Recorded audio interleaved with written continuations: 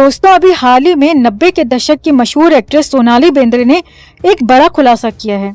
सोनाली बेंद्रे एक बहुत ही famous actress रह चुकी है और उसने बॉलीवुड के डायरेक्टर प्रोड्यूसर गोल्डी बहल से शादी की थी। सोनाली ने हिंदी के साथ साउथ की फिल्मों में भी काम किया है। साल 2002 में गोल्डी से शादी करके उसने फिल्मों से ब्रेक ले लिया था, लेकिन कुछ समय के बाद ही वो टीवी पर एक्टिंग करने लगी थी। सोनाली ने अभी एक बयान दिया है बॉलीवुड को लेकर और खुलकर यह स्वीकार किया है कि बॉलीवुड और अंडरवर्ल्ड का रिश्ता काफी पुराना है। सोनाली ने कहा कि अंडरवर्ल्ड की काली कमाई बॉलीवुड में इन्वेस्ट की जाती है। सोनाली ने अंडरवर्ल्ड और बॉलीवुड का रिश्ता बताया और ये भी कहा कि अंडरवर्ल्ड की ब्लैक मनी से बॉलीवुड में फिल्में बनती हैं, लेकिन वो थोड़ी सी गलती कर गई और ये गलती उसने अनजाने में नहीं बल्कि जानबूझकर की। सोनाली ने कहा कि जब वो फिल्मों में एक्टिंग करती थी तो अंडरवर्ल्ड का पैसा फिल्मों में लगता था और ये बात उसे तब पता चली जब उसने गोल्डी से शादी की, क्योंकि गोल्डी एक फिल्म प्रोड्यूसर था। सोनाली ने कहा कि उसे रातों रात फिल्मों से निकाल दिया जाता था क्योंकि अंडरवर्ल्ड वाले अपनी पसंद की एक्ट्रेस को फिल्मों में देखना चाहते थे। उसने कहा कि अंडरवर्ल्ड की वजह से उसके हाथ से कई बड़ी और कई अच्छी फिल्में निकल गई थीं। सोनाली ने आगे कहा कि पहले के समय में अंडरवर्ल्ड का पैसा लगता था, लेकिन अब वैसा नहीं है। सोनाली ने फ्री की पब्लिसिटी और सिंपैथी के लिए आधी अधूरी बात तो कह दी और इससे उसकी थोड़ी बहुत तारीफ भी हो रही है मीडिया में कि सोनाली ने खुलकर बॉलीवुड की पोल खोल दी। लेकिन कोई मैडम से पूछे कि सोनाली जी, आपने अजय देवगन के साथ जख्म मूवी में काम किया था, उसका डायरेक्टर और प्रोड्यूसर महेश टकलू भट्ट था, उसमें किसका पैसा लगा था? क्या आपको नहीं पता कि जख्म मूवी पूरी तरह से अंडरवर्ल्ड द्वारा फाइनेंस की गई थी और बिना अंडरवर्ल्ड की मर्जी के आपने उस फिल्म में काम कैसे कर लिया? चलो छोड़ो, 2000 में आई फिल्म जिस देश में गंगा रहता है वो आपको कैसे मिली? महेश मांजरेकर की फिल्म थी, गोविंदा उसमें लीड रोल में था। इस फिल्म में किसका पैसा लगा था? क्या वो आपको नहीं पता? चलो इसको भी जाने दो। साल 2003 में एक फिल्म आई थी जिसका नाम था चोरी चोरी, उसमें भी आप अजय देवगन के साथ लीड रोल में थी, साथ में रानी मुखर्जी थी। उस फिल्म में किसका पैसा लगा था और आपको ये फिल्म कैसे मिली? चलो ठीक है, एक और थोड़े टाइम पहले का ही केस बताते हैं। साल 2013 में आई film once upon a time in Mumbai Dobaara, आपको इस फिल्म में कैसे काम मिला? इस फिल्म में किसका पैसा लगा था? 10 साल बाद आपने इस फिल्म से कमबैक किया था, लेकिन ये फिल्म आपको दिलाई किसने थी और कैसे आपको ये फिल्म मिली? इन सवालों का जवाब बॉलीवुड में आप तो क्या कोई भी नहीं दे सकता, क्योंकि हर किसी को पता है कि बॉलीवुड में बड़े बजट की 70 से 80% फिल्में आज भी हवाला के पैसे से, नेताओं के पैसे से और बड़े बड़े बिजनेसमैन के पैसे से बनती हैं। और जिन जिन लोगों की काली कमाई फिल्मों में लगती है, फिल्मों की जो कास्ट होती है, जो एक्ट्रेसेस होती हैं, वो उन बड़े लोगों के बेडरूम में हाजिरी देने के बाद ही कास्ट की जाती हैं। सोनाली ने भलाई लेने के लिए और थोड़ी सी पब्लिसिटी के लिए यह आधा अधूरा ज्ञान बखाड़ दिया। खुद इसका पति गोल्डी बहल और संजय दत्त और कपूर परिवार एक दूसरे के रिश्तेदार हैं और संजय दत्त क्या है ये पूरी दुनिया जानती है। खुद इसका ससुर गोल्डी बहल का फादर रमेश बहल, वो कौन था? क्या इसे नहीं पता इन लोगों के बारे में? लेकिन इन लोगों को पता है कि पब्लिक बस पागल बैठी है, वो दिमाग तो यूज करती नहीं, जो ये बोलेंगे सब आंख बंद करके यकीन कर लेंगे। और सोनाली अगर खुद इतनी दूध की दूली है तो इसने उन फिल्मों के नाम क्यों नहीं बताए जिनमें अंडरवर्ल्ड का पैसा लगा था और जिन फिल्मों से इसे निकाला गया था? उसमें कौन डायरेक्टर था, कौन प्रोड्यूसर था, कौन एक्टर था? उन फिल्मों का नाम और उन फिल्मों की डिटेल इसने क्यों नहीं बताई? नहीं बता सकती, वरना खुद बेरोजगार हो जाएगी और जान से जाएगी वो अलग।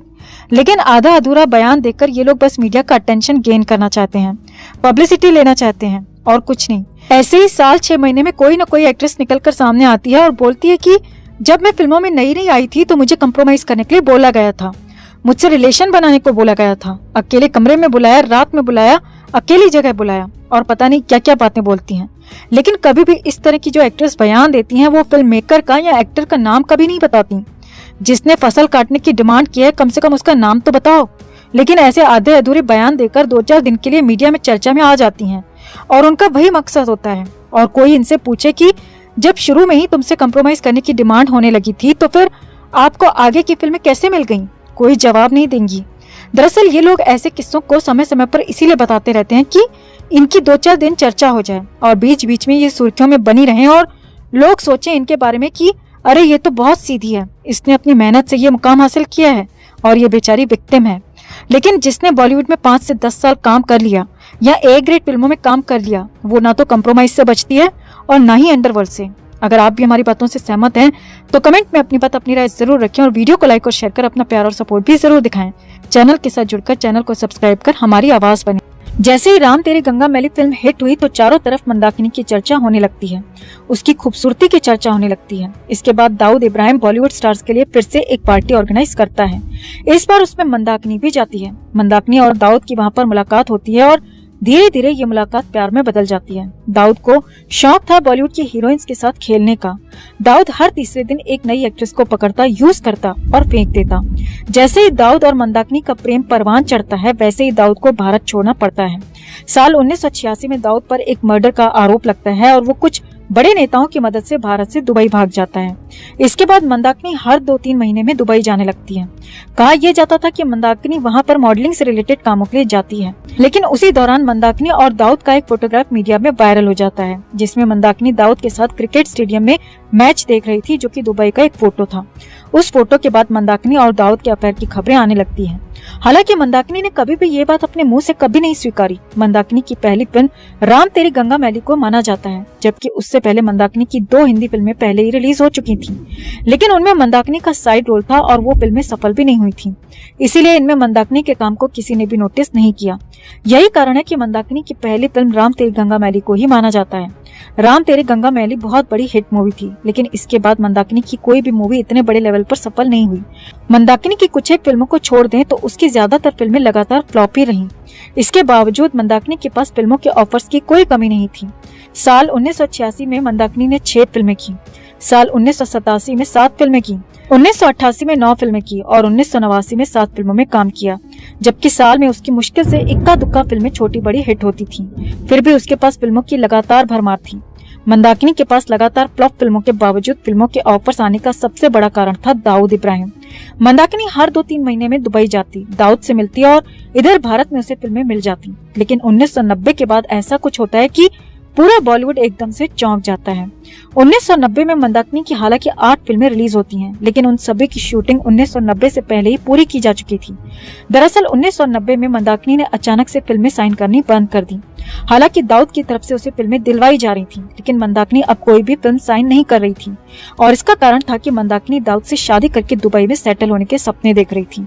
इधर उसने दाऊद से शादी को कहा और तभी दाऊद ने उसके सर से अपना हाथ हटा लिया। दाऊद बॉलीवुड के एक्ट्रेसेस को सिर्फ मन बहलाने के लिए यूज करता था और आज भी करता है। दाऊद किसी एक्ट्रेस से प्यार नहीं करता था कि उनसे शादी कर ले, लेकिन मंदाकिनी को लगा कि दाऊद उससे सच में प्यार करता है और उससे शादी भी करेगा। इसी वहम ने मंदाकिनी के पूरे करियर को तबाह कर दिया।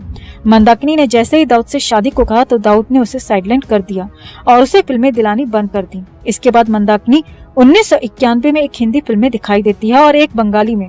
1991 के बाद 1992 में एक हिंदी फिल्म, उसके 4 साल बाद आखिरी बार साल 1996 में एक फिल्म में दिखाई दी, यानी साल 1990 तक जहां मंदाकिनी हर साल 8-8, 9 फिल्में कर रही थी। वहीं दाऊद का हाथ मंदाकिनी के सर से जैसे ही हटता है, मंदाकिनी बॉलीवुड से एकदम से गायब सी हो जाती है।